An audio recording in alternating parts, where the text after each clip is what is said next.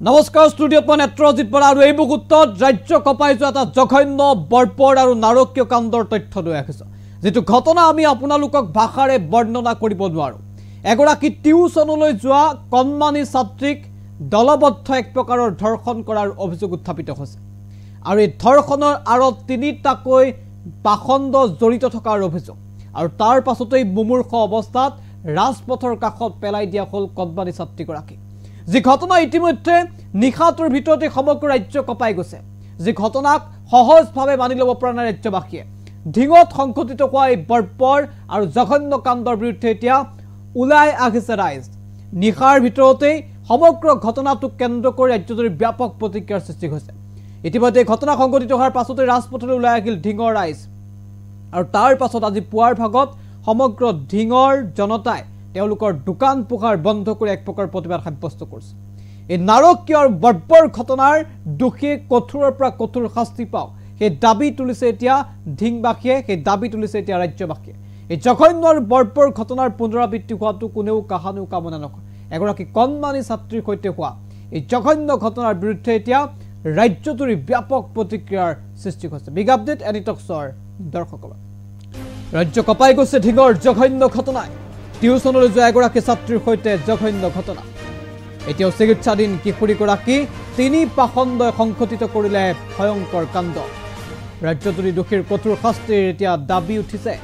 পুৱাৰ ভাগতো ঘটনাক লৈ ঢিঙত উত্তেজনা আমি নিশাৰ ভাগৰ দৃশ্যাংশ দেখুৱাইছোঁ নিশা এই ধৰণৰ পৰিৱেশ হৈছিল ৰাজপথৰ জনতা ওলাই আহিছিল ক্ষোভ উজাৰিছিল আৰু নিশাই আৰক্ষী অভিযান আৰম্ভ কৰিছে নিশাই ঢিঙৰ জনতাই দোকান পোহাৰ বন্ধ ৰাখি প্ৰতিবাদ সাব্যস্ত কৰাৰ সিদ্ধান্ত গ্ৰহণ কৰিলে আৰু এয়া পুৱাৰ ভাগৰ ঢিঙৰ দৃশ্য পুৱাৰ ভাগত এইদৰে দোকান পোহাৰ বন্ধ কৰা হ'ল ঢিঙৰ ব্যৱসায়িক প্ৰতিষ্ঠান বন্ধ কৰা হ'ল আৰু জনতাই প্ৰতিবাদ সাব্যস্ত কৰিছে নাৰকীয় ঘটনাৰ দোষীয়ে কঠোৰ শাস্তি পাওক এই দাবী কৰিছে সৰ্বসাধাৰণ জনতাই এই মুহূৰ্তত আমাৰ হাতত মন্তব্য আছে হয় যোৱাকালি যি এক অমানৱীয় ঘটনা সংঘটিত হৈ গ'ল তিনি পাখণ্ডই এগৰাকী নাবালিকা ছোৱালীক ধৰ্ষণ কৰি ৰাস্তাৰ কিনাৰত পেলাই থৈ গৈছে এইটো আমি ঢিঙ আঞ্চলিক ছাত্ৰ সন্থাই তীব্ৰ গৰিহণা দিছোঁ আৰু অনতিপলমে আৰক্ষী প্ৰশাসনক দাবী জনাইছোঁ যে অনতিপলমে তিনি পাখণ্ডক ধৰিব লাগে আৰু উচিত শাস্তি প্ৰদান কৰিব লাগে আৰু দুৰ্ভগীয়া ছোৱালীজনীক ন্যায় প্ৰদান কৰিব লাগে আৰু আজি আমি ঢিঙ আঞ্চলিক ছাত্ৰ সন্থাই বজাৰ সমিতিৰ সহযোগত ঢিঙ বন্ধ ঘোষণা কৰিছোঁ আৰু অনিৰ্দিষ্টকালে যেতিয়ালৈকে অপৰাধীক কৰায়ত্ব কৰিব নাই তেতিয়ালৈকে ঢিঙ বন্ধ থাকিব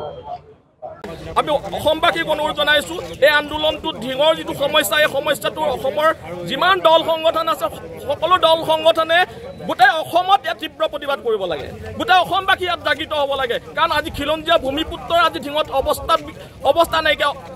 এটা পৰিৱেশৰ সৃষ্টি হৈছে গতিকে আমি অসমবাসীক অনুৰোধ জনাইছোঁ যাতে সকলো ওলাই আহক সকলোতে প্ৰতিবাদ হওক ঢিঙৰ ৰাইজক সুৰক্ষা নিশ্চিত কৰক আৰু এই যি ধৰ্ষণকাৰী ঢিঙত যি ধৰ্ষণকাৰী তিনি নৰপাখণ্ডই আমাৰ এগৰাকী কিশোৰীক ধৰ্ষণ কৰি ৰাস্তাত পেলাই থৈ গ'ল ইয়াৰ উচিত তদন্ত কৰি বিহিত ব্যৱস্থা গ্ৰহণ কৰিবৰ কাৰণে মাননীয় মুখ্যমন্ত্ৰী মহোদয়ক অনুৰোধ জনাইছোঁ যিসকল বিৰোধীত থকা সকলক আজি সদনত ইয়াৰ তীব্ৰ প্ৰতিবাদ কৰিবৰ কাৰণে মই অনুৰোধ জনাইছোঁ দেখা গৈছে যে কেইদিনমানৰ পূৰ্বে এগৰাকী মহিলাক স্প্ৰে কৰি পেলাই ধৰ্ষণ কৰা হৈছিল কিন্তু তাৰ যি অভিযোগটো আজিলৈকে কিন্তু কৰায়ত্ব হোৱা নাই এটা মাহ সম্পূৰ্ণ হোৱাই নাই পুনৰবাৰ আন এক জঘন্য ঘটনা সংঘটিত হৈছে কি ক'ব আৰক্ষীৰ ভূমিকা কি ক'ব আৰক্ষী ভূমিকাক লৈ ইতিমধ্যে আজি কিছুদিন আগত 60 ঊৰ্ধৰ এগৰাকী মহিলাক ৰাতি স্প্ৰে মাৰি অচেতন অৱস্থাত কিছু লোকে ধৰ্ষণ কৰিলে তাৰ কাৰণে গোটেই ঢিঙ জাগৃত হ'ল কিন্তু আজি সেই ধৰ্ষণকাৰী আজিলৈকে গ্ৰেপ্তাৰ নহ'ল প্ৰশাসনক আমি অনুৰোধ জনাইছোঁ যে এইবিলাক ঘটনা ঢিঙত কিয় হ'বলৈ পাই আছে আজি স্প্ৰে চুৰৰ নিচিনা ঘটনা ঢিঙত হৈ আছে আজি ৰেপ কেছৰ নিচিনা ঘটনা ঢিঙত হৈ আছে আমি ঢিঙবাসী ৰাইজ আজি শংকিত হৈছোঁ আজি আমি ঢিঙবাসী ৰাইজে ভয় খাইছোঁ গতিকে আমি সকলোকে আহ্বান জনাইছোঁ যাতে ঢিঙৰ এই সমস্যাৰ লগত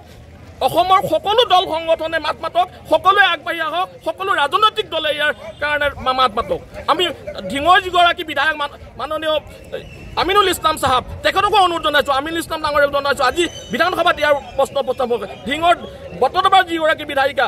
তেখেতকো অনুৰোধ জনাইছোঁ যে প্ৰশ্ন উপস্থাপন কৰক আমাৰ মাননীয় মুখ্যমন্ত্ৰী মহোদয়কে আৰম্ভ কৰি আমাৰ চৰকাৰৰ যিটো চৰকাৰকো আমি অনুৰোধ জনাইছোঁ যাতে ইয়াৰ ব্যৱস্থা অতি শীঘ্ৰে কৰক ঢিঙবাসী ৰাইজক নিৰাপত্তা প্ৰদান কৰক দেখা গৈছে যে ঢিঙত ড্ৰাগছ আসক্তৰ সংখ্যা বৃদ্ধি পাইছে আৰু যাৰ পৰিপ্ৰেক্ষিতত কিন্তু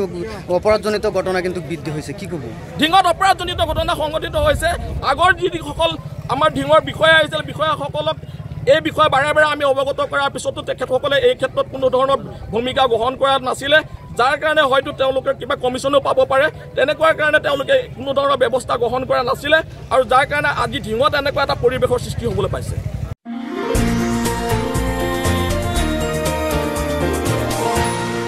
এনিটক্স, সুতৰ বিপৰীতে ৰাইজৰ স্বাৰ্থ।